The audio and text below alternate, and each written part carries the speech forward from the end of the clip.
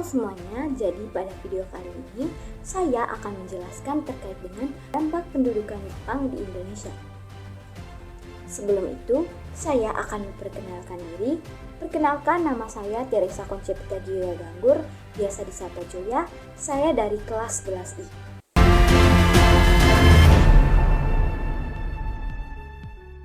Seperti yang kita ketahui, negara Jepang merupakan salah satu negara yang pernah menduduki dan juga menjajah negara Indonesia.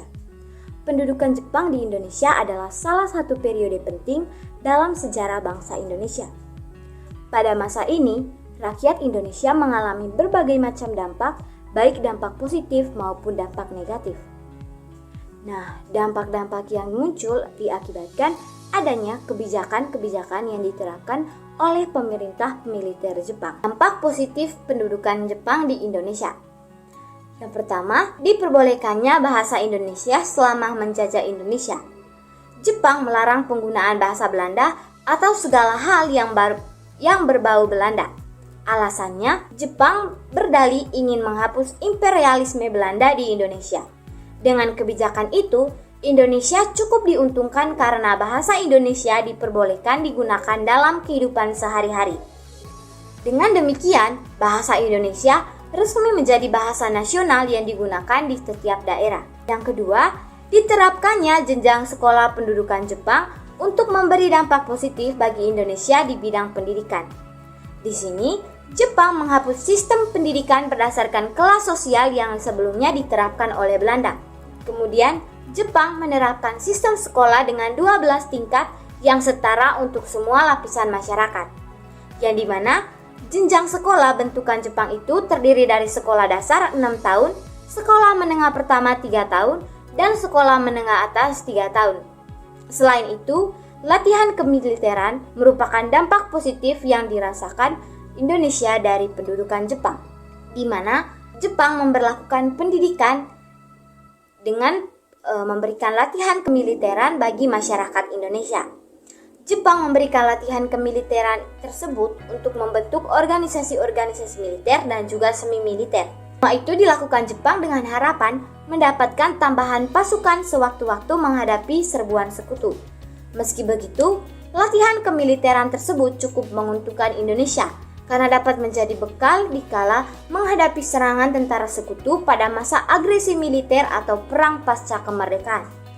Dampak negatif pendudukan pemerintah Jepang yang sewenang-wenangnya selama menduduki Indonesia menerapkan berbagai kebijakan yang sewenang-wenang dan menyulitkan kehidupan para masyarakat pribumi, yang dimana rakyat Indonesia diwajibkan melakukan shikrei, yakni penghormatan setiap pagi pada Tenno Heika atau Kaisar Jepang, dengan cara membukukan badan ke arah Tokyo.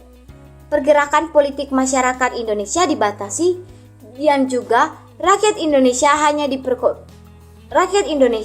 hanya diperbolehkan berorganisasi untuk kepentingan perang Jepang. Selain itu, saluran komunikasi dan juga media diawasi dengan sangat ketat, di mana surat kabar, radio, majalah, kantor berita hingga film dari pertunjukan sandiwara hanya boleh digunakan untuk propaganda yang menguntungkan Jepang. Selain itu, seluruh pergerakan kemerdekaan juga dihentikan oleh Jepang.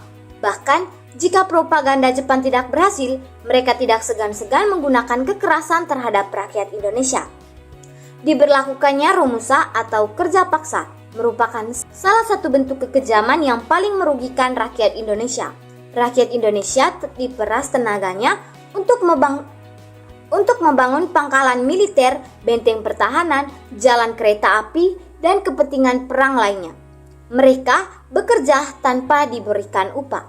Akibatnya, banyak pekerja romusa yang mati kelaparan. Bahkan Jepang tidak segan-segan menyiksa rakyat dengan kejam jika menolak melakukan kerja paksa. Tidak sedikit rakyat Indonesia yang akhirnya meninggal dunia saat menjalani romusa. Selain itu, dampak negatif lainnya yaitu terjadi pada bidang ekonomi. Perekonomian Indonesia lumpuh akibat Jepang menyita seluruh kekayaan yang ditinggalkan Belanda seperti kilang minyak, perkebunan, bank, pabrik, pertambangan, listrik, telekomunikasi, dan perusahaan transportasi. Nah, dapat disimpulkan bahwa Kependudukan Jepang di Indonesia memiliki dampak yang kompleks dan beragam dari berbagai bidang. Sisi negatifnya yaitu Jepang melakukan eksploitasi, penindasan, kekerasan, dan pembatasan terhadap rakyat Indonesia untuk kepentingan perangnya. Sedangkan di sisi lain atau di sisi positif, Jepang memberikan kesempatan, dorongan pengalaman, dan penghargaan kepada rakyat Indonesia untuk meningkatkan kualitas hidup, identitas nasional, dan semangat kemerdekaan. Dampak-dampak tersebut menjadi faktor-faktor yang mempengaruhi perjuangan kemerdekaan Indonesia dari penjajahan asing. Sekian saja video terkait dengan dampak-dampak kependudukan Jepang di Indonesia, baik dampak positif maupun negatif. Semoga video kali ini dapat berguna bagi saya sendiri dan juga teman-teman sekalian.